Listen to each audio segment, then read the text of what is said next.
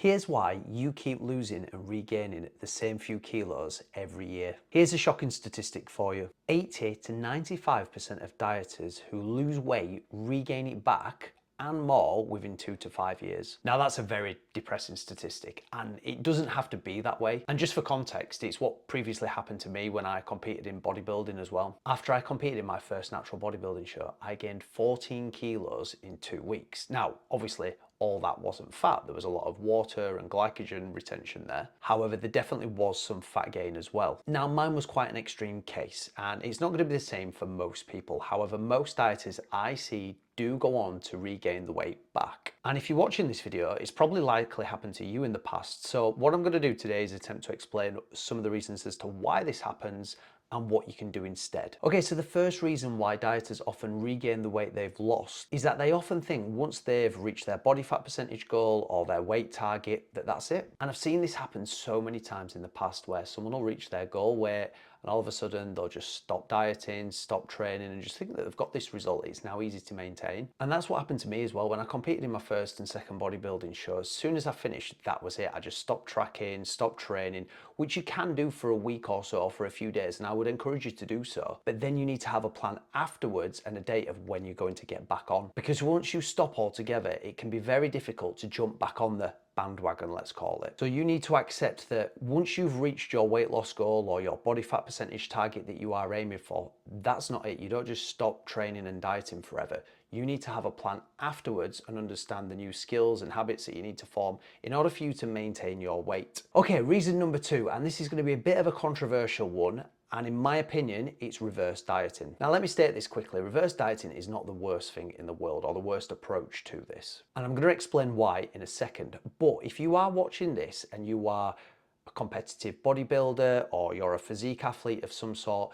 then I would encourage you to go have a look at the recovery diet by Team 3DMJ. That is a much better approach at once you've finished competing in terms of returning back to a normal healthy body fat range and returning your calories back, as opposed to reverse dieting. So let's define what reverse dieting is. Reverse dieting is once you've completed a diet, it is the slow reversal of bringing your calories back up, usually from somewhere to 50 to 100 calories on a weekly basis. The belief of this method is that it will help minimize fat regain, but also slowly bring your metabolism back up to what it once was. Firstly, that's not how your metabolism works. Yes, don't get me wrong, after long periods of dieting, there will be some metabolic adaptation, but often not to the extent of what people think. But secondly, let's just say you've completed a 20-week diet in which you're eating in a calorie deficit. And now you're going to reverse out of that by using the example we described at the beginning, where we're looking to be adding 50 to 100 calories in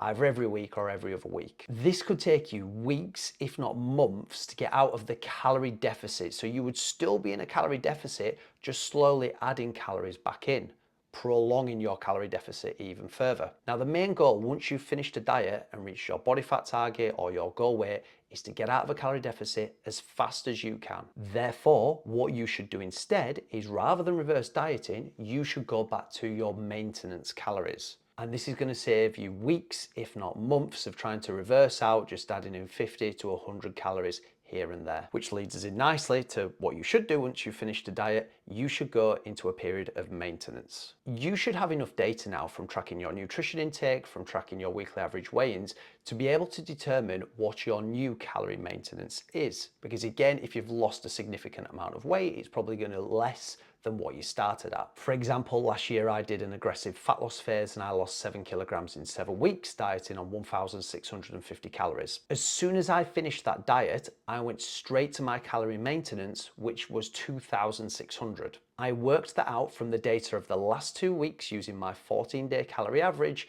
and the 2-week average weigh-ins. Now, typically what you'll tend to see is when somebody goes back to calorie maintenance from a deficit is a slight increase of weight, anywhere from about 1 to 3 kilos on average. Now, this isn't fat, this is glycogen and water retention. So it's nothing to worry about. And in fact, most people will actually probably look better with this increase of 1 to 3 kilos from glycogen and water retentions, because it'll give your muscles that more fuller look. Now, when I went straight from 1,650 calories to 2,600 calories, Over those 2 weeks, I actually didn't gain any weight. So I was probably a little bit still almost below maintenance and in a slight deficit. But that's why it's so important to be tracking your weekly average weigh-ins. After the first 2 weeks, once you get into weeks 3 and 4, that is when your weight should start to plateau. But again, during this period of maintenance, you should be still tracking your weekly average weigh-ins and still tracking your nutrition intake, but now just aiming for your maintenance calories. And you can probably see now why, going back to reason number 1, so many people regain the weight they lost, because they'll often track their nutrition intake for a period of time, let's say 20 weeks,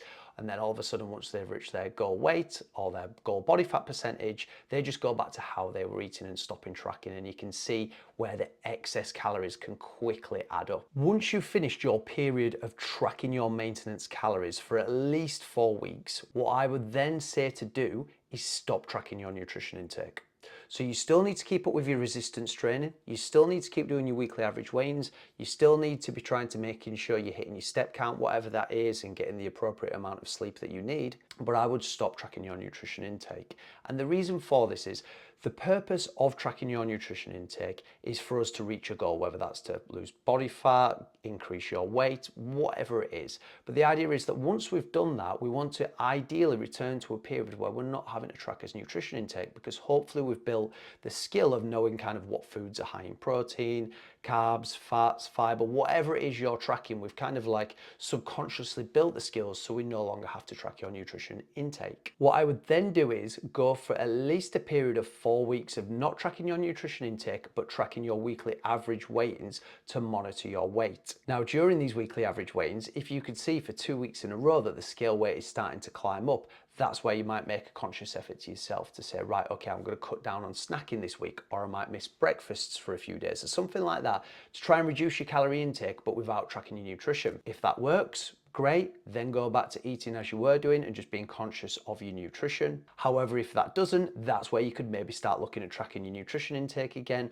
or doing some other kind of method to just try and reduce your calories down. And I would do the maintenance without tracking as a lifelong skill then, so you always want to be keeping up with your resistance training, again, making sure that you're getting good quality sleep, hitting your step count, whatever that is, whatever the habits and non-negotiables you have, do, but remove yourself away from tracking your nutrition intake, and then you can return to it once again if you are wanting to do another diet or if you're wanting to do a gaining phase. And finally, I'm going to add one more point in as well. So once you've completed your period of maintenance for at least 2 weeks where you're tracking, you could also go into something called maximum maintenance, which is where we're trying to find the maximum amount of calories you can eat without gaining weight. Now, this will still require you to track your nutrition, but what it could be a case of is that you track for 2 weeks at maintenance, and then we look to make an increase in calories by 100 or 150. You'll then monitor your weight again for 2 to 3 weeks, and if there's not been any increase in weight, then we could just keep slowly adding the calories in until eventually we get to the process of where you can start to see your scale weights climbing up, and that's where we know your maximum maintenance is.